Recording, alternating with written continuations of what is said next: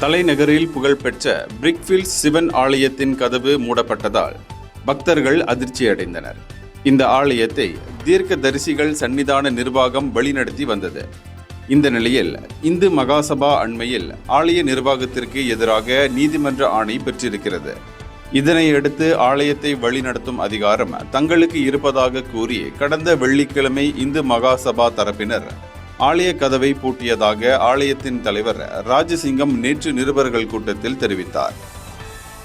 இது எங்களுக்கு அதிர்ச்சியை ஏற்படுத்தியது. ஆலய நிர்வாகத்திற்கு எதிராக நீதிமன்ற உத்தரவு பெறப்பட்டது குறித்து எங்களுக்கு எந்த தகவலும் தெரிவிக்கப்படவில்லை என்றும் ராஜசிங்கம் சொன்னார். ஆலயத்தின் கதவு கடந்த ஒரு வாரமாக பூட்டப்பட்டிருப்பதால் பக்தர்கள் வழிபாடு செய்ய முடியாத நிலை ஏற்பட்டிருக்கிறது என்றும் அவர் கூறினார். இதற்கிடையே நான் எந்த ஓர் ஆவணத்திலும் அத்தரப்பினர் கூறுவது போல் கையெழுத்து போடவில்லை என்று பரமேஸ்வரி உள்ளிட்ட பலரும் கூறியுள்ளனர். இது தொடர்பில் போலீசிலும் புகார் செய்யப்பட்டிருப்பதாக பரமேஸ்வரி தெரிவித்தார். நேற்று காலையில் ஆலயத்தின் முன்புறம் நடைபெற்ற செய்தியாளர்கள் சந்திப்பில் பிரிக்ஃபீல்ட்ஸ் சிவன் ஆலய தீர்க்கதரிசிகள் சன்னிதான நிர்வாகத்தினர் திரண்டிருந்தனர் என்பது குறிப்பிடத்தக்கது.